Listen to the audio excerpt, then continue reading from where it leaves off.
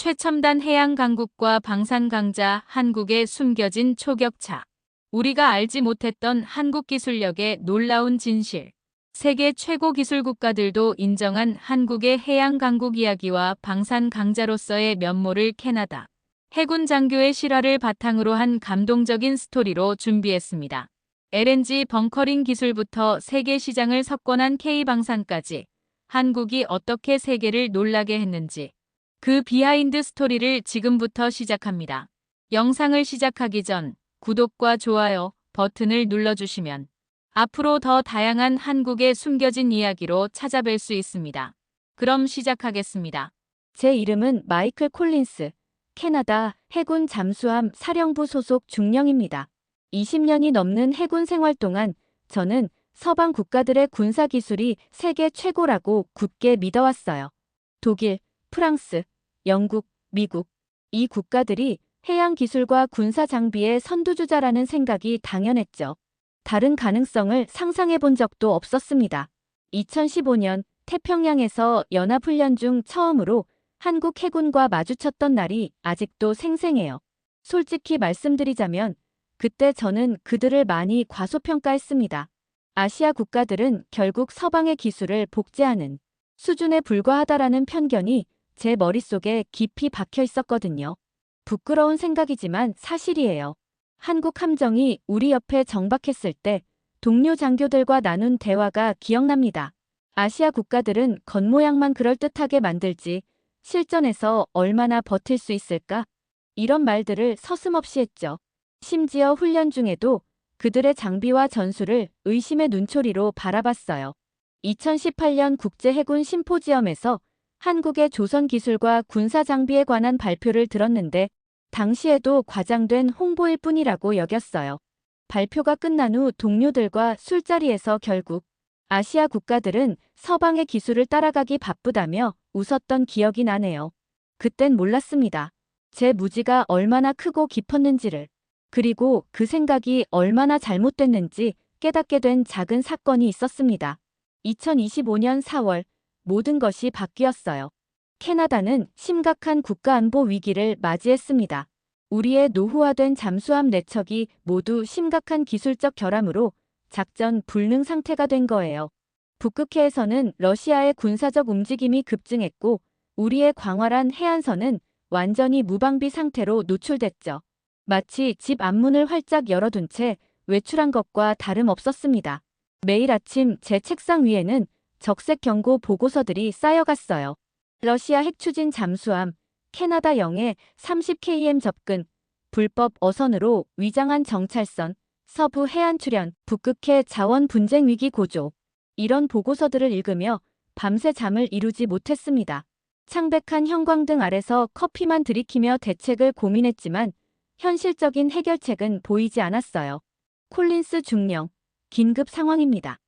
4월 15일 아침, 부관이 숨을 헐떡이며 제 사무실로 뛰어들어왔습니다. 우리 조사팀이 탑승한 해군 초계기가 북극해 상공에서 기상 악화로 조난 신호를 보낸 거예요. 17명의 승무원이 위험에 처했지만 저희는 그들에게 다가갈 수단이 없었습니다. 잠수함은 모두 정비 중이었고 빙해용 구조선은 가장 가까운 곳에서도 18시간 거리에 있었어요. 통신실로 달려가자 구조 요청을 보내는 소령의 필사적인 목소리가 들렸습니다.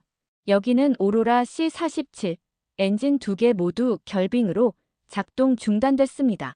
현재 고도 급격히 하강 중. 구조 요청합니다. 반복, 구조 요청. 그의 목소리에서 공포가 느껴졌죠.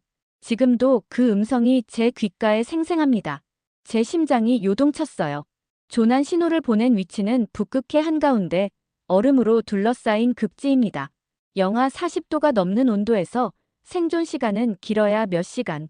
게다가 그곳에는 제 동료이자 가장 친한 친구인 데이빗도 타고 있었어요.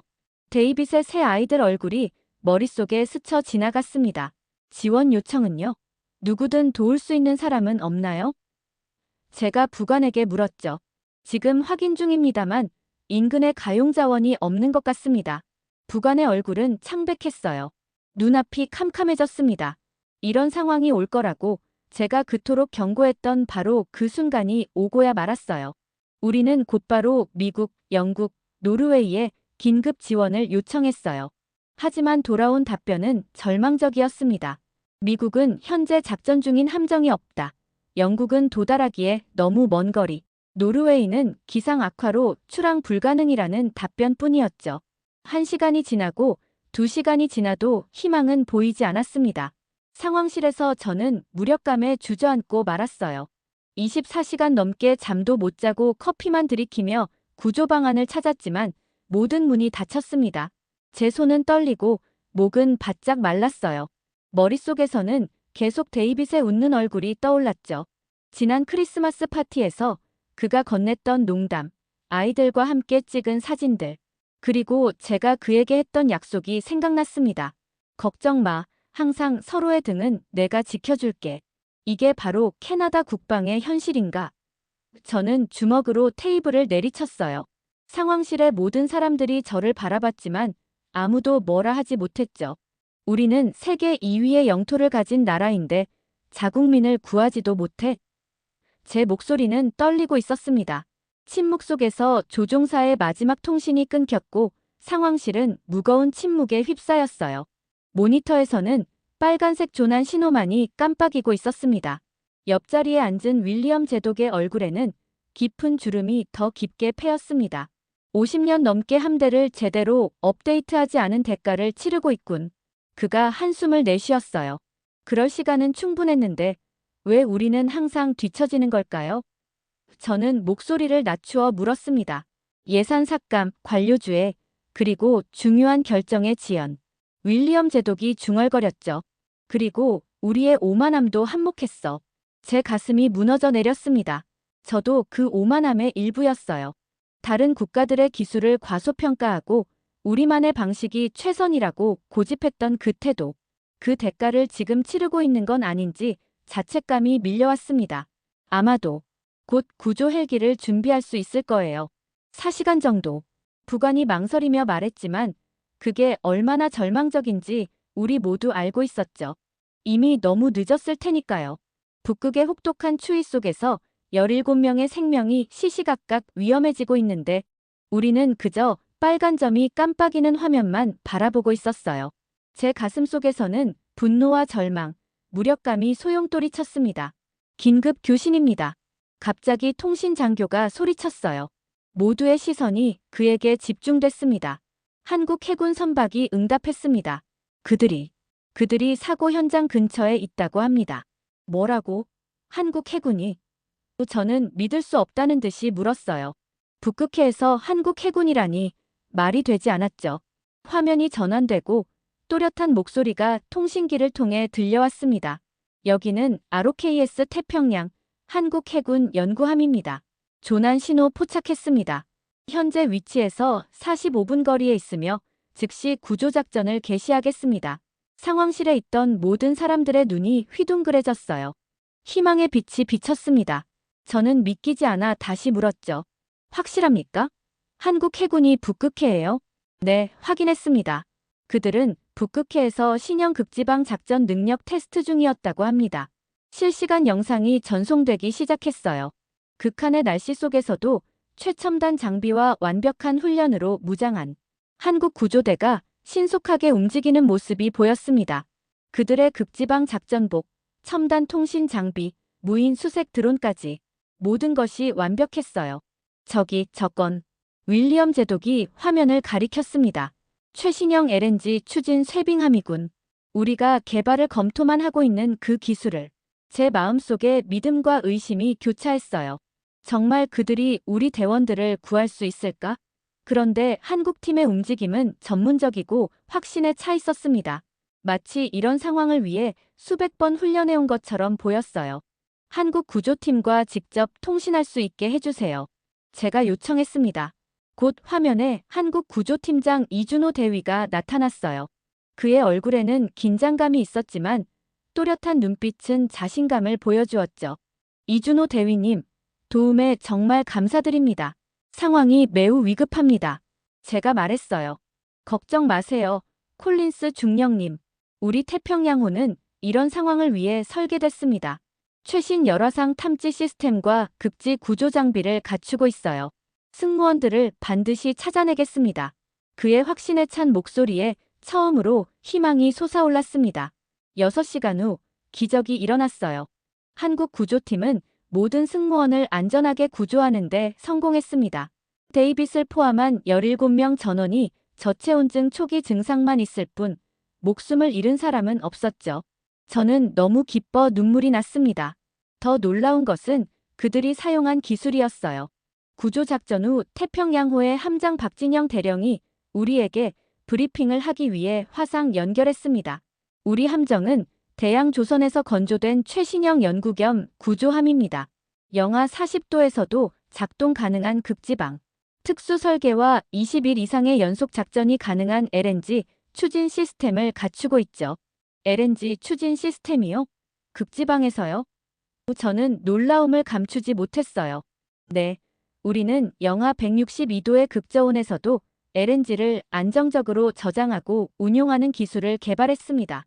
이 기술은 원래 LNG 운반선과 벙커링선에서 시작됐는데 이제는 군사 함정에도 적용하고 있어요. 박진영 대령은 계속해서 그들의 기술에 대해 설명했습니다. 북극해의 두꺼운 얼음도 뚫을 수 있는 특수 강화 선체, 한국에서 자체 개발한 인공지능 항해 시스템, 그리고 무엇보다 놀라운 것은 그들이 개발한 무인 구조 드론이었어요. 이 드론은 혹독한 기상 조건에서도 정확하게 조난자의 위치를 파악하고 응급 구호품을 전달할 수 있었죠. 이 기술은 우리가 50년 동안 조선업에 투자한 결과입니다. 박진영 대령이 자부심 있게 말했어요. 특히 LNG 운반선과 벙커링선 분야에서 우리는 세계 시장의 50% 이상을 차지하고 있죠. 그동안 쌓아온 노하우가 이런 특수 목적 함정 개발에도 큰 도움이 됐습니다. 저는 그의 설명을 들으며 제 무지함을 새삼 깨달았어요. 한국이 이렇게 첨단 해양 기술을 보유하고 있다니. 그동안 제가 얼마나 좁은 시각으로 세상을 바라봤던 걸까요? 구조된 데이빗이 회복실에서 저에게 말했습니다. 마이클, 그들이 우리를 찾았을 때 마치 영화의 한 장면 같았어. 그 추위 속에서 가장 현대적인 장비를 갖춘 구조대가 나타났을 때 솔직히 처음에는 미국이나 노르웨이 특수부대인 줄 알았어. 그런데 한국이라니. 저도 고개를 끄덕였어요. 나도 믿기지 않았어. 우리가 얼마나 그들을 과소평가했는지. 데이빗은 약하게 웃었습니다. 그들의 장비는 믿을 수 없을 정도로 첨단이었어. 우리가 타고 있던 우리 장비보다 훨씬 진보된 것 같았어. 승무원들이 안전하게 귀환한 후 캐나다 해군 본부에서는 한국 구조팀을 위한 환영식이 열렸어요.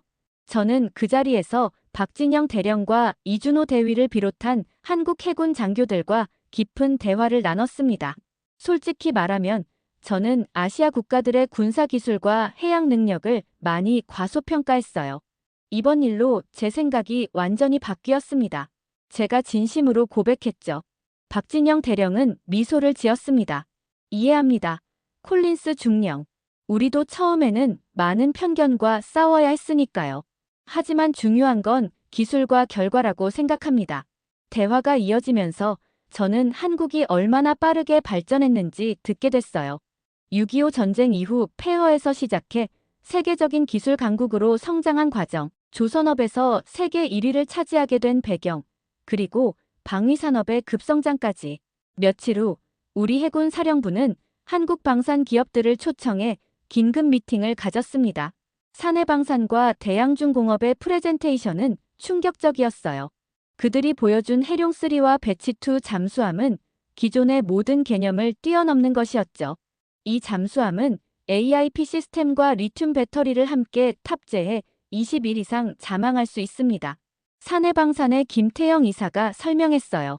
첨단 소나 시스템과 무인 잠수정 운용 능력까지 갖추고 있죠. 더 놀라운 것은 가격 경쟁력이었습니다. 독일이나 프랑스의 유사한 모델보다 30% 이상 저렴하면서도 성능은 동등하거나 더 뛰어났어요. 태영 자주포의 성공 사례도 인상적이었습니다. 폴란드에 152문을 수출한 3조 4천억 원 규모의 계약, 우크라이나 전장에서 입증된 신뢰성, 그리고 세계 자주포 시장의 48%를 차지하는 압도적인 점유율까지. 미팅이 끝난 후 윌리엄 제독이 저에게 말했습니다. 콜린스, 우리가 얼마나 우물 안개구리였는지 이제 알겠나? 서방 국가들만이 첨단 기술을 가지고 있다고 생각한 우리의 오만함이 얼마나 큰 실수였는지. 네, 제독님. 정말 눈이 열린 기분입니다. 저는 진심으로 답했어요. 한국은 그저 따라가는 나라가 아니라 이미 많은 분야에서 선도하는 나라였군요. 한국 방산 대표단 중 나이 지긋한 정민석 회장이 저에게 다가와 이야기를 나눴습니다. 그의 눈빛에는 깊은 지혜가 담겨 있었어요. 콜린스 중령님, 우리는 과거 전쟁의 아픔을 겪었기에 국방의 중요성을 누구보다 잘 압니다. 하지만 우리의 기술은 단순히 무기를 만드는 것이 아니에요. 안전과 평화를 지키기 위한 도구이자 인류의 발전을 위한 것이죠. 그의 말에 깊은 울림을 느꼈습니다. 정 회장은 계속해서 말했어요. 한국이 조선과 방산에서 세계적 경쟁력을 갖추게 된 건 단순한 우연이 아닙니다. 어려운 시기에도 연구개발에 투자를 멈추지 않았고 장인 정신으로 품질을 높이며 고객의 필요를 최우선으로 생각하는 철학이 있었기 때문이죠. 그런데 어떻게 이렇게 빠르게 발전할 수 있었나요? 저는 호기심에 물었습니다. 정 회장은 미소를 지었어요. 우리는 특별한 재능이 있는 게 아닙니다. 다만 위기를 기회로 바꾸는 법을 배웠을 뿐이죠.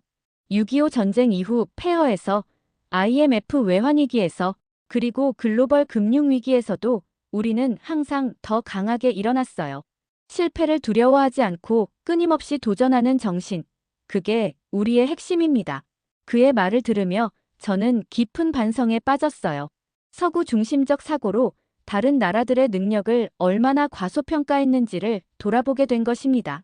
한국은 단순히 모방하는 나라가 아니라 독자적인 철학과 가치를 바탕으로 혁신을 이끄는 나라였어요. 정 회장의 이야기는 계속됐습니다. 우리는 기술을 개발할 때 항상 어떻게 하면 더 안전하게, 더 효율적으로, 더 환경, 친화적으로 만들 수 있을까를 고민합니다. LNG 추진 시스템도 그런 고민의 결과물이죠. 북극해의 환경을 보존하면서도 효율적으로 작전할 수 있는 방법을 찾았어요. 저는 그의 말에 깊이 공감했습니다. 이것이 진정한 혁신의 정신이구나 싶었어요. 단순히 더 강력한 무기를 만드는 것이 아니라 더 나은 세상을 위한 기술을 개발하는 것. 다음 날, 저는 캐나다 국방부에 공식 보고서를 제출했습니다. 한국의 방산 기술 및 조선 능력 평가. 캐나다 해군 현대화를 위한 새로운 파트너십 가능성이라는 제목이었죠. 보고서를 마무리하며 저는 직접적인 경험을 바탕으로 강력히 주장했어요. 한국과의 협력은 단순한 장비 구매를 넘어 우리 군의 미래를 위한 전략적 선택이 되어야 합니다. 6개월 후 캐나다 정부는 역사적인 결정을 내렸어요. 사내 방산과 60조 원 규모의 잠수함 사업 계약을 체결한 것입니다. 이 프로젝트는 단순한 잠수함 구매가 아닌 캐나다 현지 기술 이전과 정비센터 설립까지 포함한 포괄적인 협력이었죠. 저는 이 프로젝트의 캐나다 측 책임자로 임명되어 서울에 위치한 한국방산본부와 대양중공업조선소를 방문했습니다. 그곳에서 본 첨단 기술과 생산시설은 제 모든 기대를 뛰어넘었어요. 로봇 용접 시스템, 디지털 트윈으로 설계하는 가상 함정, 그리고 무엇보다 놀라웠던 건 작업자들의 장인 정신이었죠. 대양중공업의 생산 책임자 이승준 부장이 저에게 말했습니다. 우리에게 배는 그냥 철 덩어리가 아닙니다. 바다에서 사람의 생명을 책임지는 살아있는 존재예요. 그래서 모든 용접, 모든 나사 하나까지 최선을 다합니다. 이제 우리는 캐나다 한국 해군 합동훈련을 정기적으로 실시하고 있어요. 양국의 장교들은 서로의 경험과 지식을 공유하며 새로운 해양안보 협력 모델을 만들어가고 있죠. 제 부서에도 한국 해군 장교들이 교환 근무를 오게 되었고 저는 그들에게서 많은 것을 배우고 있습니다. 개인적으로는 제 아들 토마스가 해군 사관학교에 입학했을 때 그에게 조언했어요. 세계를 볼 때 편견 없이 보거라. 혁신과 우수성은 어느 국가에서나 나올 수 있다. 한국에서 내가 배운 교훈이야. 내년에는 캐나다 한국방산기술 심포지엄이 밴쿠버에서 열릴 예정입니다. 우리가 함께 개발하는 북극해 작전 능력은 양국 모두에게 새로운 미래를 열어줄 거예요. 과거의 편견을 버리고 진정한 글로벌 협력을 통해 우리는 더 안전하고 평화로운 세계를 만들어가고 있죠. 한국의 기술력과 혁신 정신은 이제 저에게 영감의 원천이 되었습니다. 데이빗과 함께 올해 휴가로 서울을 방문했을 때 그 역동적인 도시의 에너지와 미래지향적인 모습에 완전히 매료되었어요. 지하철에서 버스까지 스마트시티 기술부터 로봇 바리스타까지 모든 것이 신선한 충격이었죠. 전 세계가 주목해야 할 조용하지만 강력한 숨겨진 초격차의 힘을 가진 나라. 그것이 바로 대한민국이라고 생각합니다. 50년간 쌓아온 조선 기술과 방산 분야의 노하우가 어떻게 세계 시장을 석권하게 되었는지 그 놀라운 여정을 함께 살펴봤는데요. LNG 벙커링 기술부터 첨단 잠수함까지 한국의 숨겨진 초격차 기술은 이제 세계가 주목하고 있습니다. 조용히 하지만 강력하게 세계 시장을 리드하고 있는 한국 기업들의 이야기가 여러분께 자부심과 영감을 드렸기를 바랍니다. 이상으로 한국의 숨겨진 초격차 기술에 대한 이야기를 마치겠습니다. 앞으로도 한국의 놀라운 기술력과 성공 스토리를 계속해서 소개해 드릴게요. 구독과 좋아요 버튼을 눌러주시면 영상 제작에 큰 힘이 됩니다. 다음 영상에서 더 흥미로운 이야기로 찾아뵙겠습니다. 시청해 주셔서 감사합니다.